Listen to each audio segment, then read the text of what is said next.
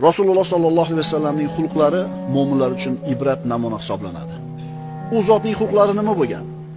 Barcha yomon so'zlardan, ishlardan tiyilish,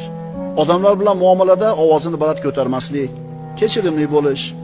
zimmasidagi vazifani bajarishda sustkashlik qilmaslik, ko'p kulmaslik, hojatmandlarning hojatlarini ravo qilishga shoshilishlik, oilasiga uy ishlarida ko'mak berish,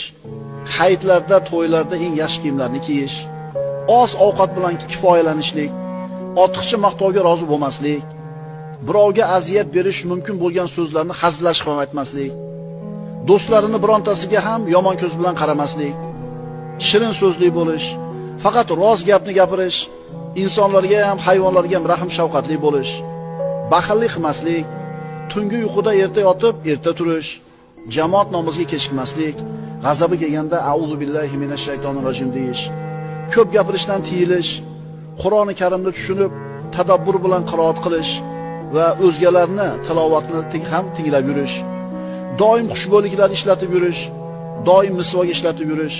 shijoatli bo'lish, o'zining zarariga bo'lsa ham haqni gapirish, insonlarning nasihatlarini qabul qilish, ayollari va farzandlari o'rtasida adolat bilan ish yuritish, insonlarning aziyatlariga sabrli bo'lish, o'zi uchun yaxshi ko'rgan narsani boshqalarga ham ravo ko'rish, salomni ko'paytirish.